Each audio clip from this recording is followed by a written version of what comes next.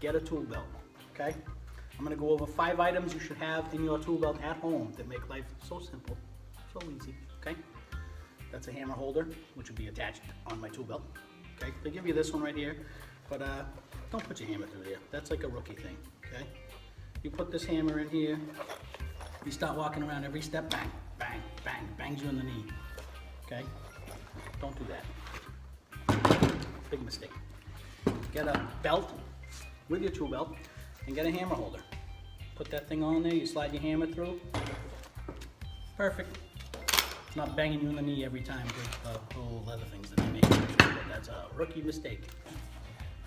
This tool belt right here, single pouch. The pouch is probably like 20 bucks, 25 bucks maybe. It's leather, lasts you for a long, long, long time at home. If you're not on the job site every day and you're a homeowner, you only wear it once in a while, it lasts you forever. Things leather, okay? And there's all different kinds of belts you can get that adjust for like the holiday season. You know, you get a little chubby like I do around this time of year when Thanksgiving and Christmas come. And hammer holder. Definitely get a hammer holder. Okay, there's my hammer. That way you're not looking for the hammer. You're not trying to hold it and do stuff the whole time. All right, first item for your tool belt is a hammer, okay? There's a couple different kinds. This is a finish hammer. I think it's a 16 ounce. It's lightweight, it's not that big. It looks big because it's closed up, but it's actually pretty small. 16 ounce, it's got a nice flat head. They make something called a waffle head that really literally looks like a waffle.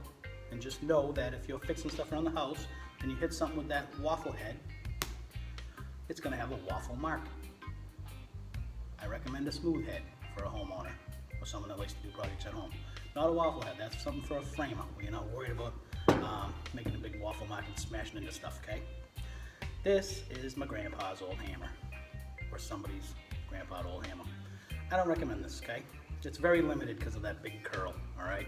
You can pull nails and certain things, but something with a straighter claw like this, a little curve, way better, all right? You can pry stuff with it, you can dig holes with it, you can do all kinds of crap with it, okay? So a hammer like this, or an Estling, this is an Estling finish hammer with the leather handle and with the old marine K-bar knife. Very nice hammer, okay? Hammers are anywhere from teens up to 50 bucks, depends what you want to spend for the most part. I don't recommend spending that much. If it's a hammer at home, something simple like this, 25, 30 bucks, all right? Best tool you'll have is a hammer. Okay. All right, next item, multiple or multi-screwdriver, okay? I believe they call it a 5-in-1, okay? Comes apart, okay? It's got a big Phillips and a big square tip, okay? You put it back in, holds it. It also has a hex head for certain size screws, okay? I believe that's 5/16. Pull the other side out. It's got a small baby square head and a little Phillips, okay? Push that back in, it locks the handle. Push it in, lock it, make sure it's in, and now you can screw. Another screwdriver that they have that I actually would recommend in your tool belt at home for home improvement stuff is this is a multi where just this thing comes out, okay? But it's got a whole pack of different kind of bits, okay? A lot of refrigerators or heating equipment, stuff like that, use different, or shower doors or whatever, they use different heads on purpose. What do they call them? Star tips and square tips and things like that on purpose so the things can't come out with just anybody using a certain tool, okay? And all you do is pull this little thing out and put a different head in and you're ready to go, all right? So I just gave you the finger. I did it again, sorry, I did 3 times. Anyway, all right, next item, a square, okay? They make a bunch of different kind. My favorite is the speed square.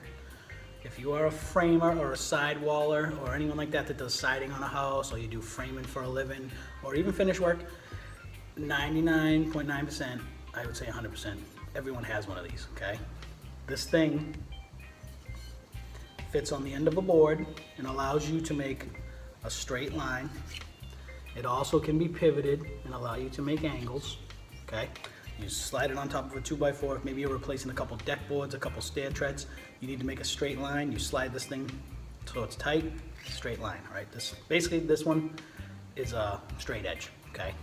But with all these angles on here, you can cut rafters and joists. There's a lot of stuff you can do with it, okay? All right, next tool utility knife, okay? This one's kind of old, kind of beat up. You take the screwdriver and you unscrew this, and that's where you put the blades in, okay? You also feed the blade in the front. You have to push this thing up for the blade to come out. That's the dangerous part, okay? Very good tool to have. Definitely should be in your tool belt. You can cut a lot of stuff with it. You can trim stuff, sharpen your pencil, cut anything. You can cut a lot of stuff with this knife. It's super dangerous, but this one is definitely safer than this one. This is the one that I carry, but I don't really recommend it for someone that's not in the trade. It's super dangerous, not for kids either, because it's a folding knife, okay? Ooh, almost got me. It locks and unlocks like an old buck knife, but still, the scary part is when you're going to close this. If you're kids, you could definitely close it on your fingers. So even though I like this one, if you're not a professional, I don't recommend it because a lot of people get cut on the job site. I would recommend something like that, or the old gray ones where you have to actually push this thing to open and close it. Take it apart to put the blades in, put it back together. It's much safer. There's only one way to get hurt. Okay, that's what I would recommend. All right, next, tape measure. I don't get paid yet, but I recommend Fat Max, Stanley, okay? It's a good tape. This one is actually magnetic, okay? Let me see some metal. The end of it's magnetic, okay? So that helps if you're on the job and you do a metal stud, you're by yourself and you need to take a measurement. It also has a little groove right there that you could bang a nail in or a screw into the ground or the wall, and you could hook your tape on it and pull and get a measurement by yourself. All right?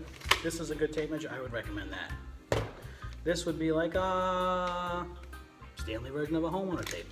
Really flimsy, small, easy to put in your pocket to take to the store. If you're trying to check out, as I fix the camera, if you're trying to check out, say a table or a chair that you want to buy, it's a homeowner thing right here. I don't recommend it though. The thing's gonna suck. Eventually it's gonna break and snap. If it gets wet, it's completely junk the first time. It's my spare, okay? Only if I run out of this one, all right? But they make tape measures in 16 feet. They make them 25 feet. They make them 30 feet.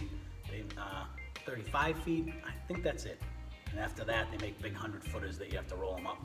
But anyway, you definitely need a tape measure at home. You want to go buy some furniture, you want to build a table, you want to put something in a different spot, your bed, whatever. You need to know how big it is. This should also be in your tool belt at home. Okay? All right, last tool I'm going to show you. Level. This is a small 12-inch level. I think they can call it torpedo level. Okay, this one's actually magnetic. I like that too. I like my magnetic levels.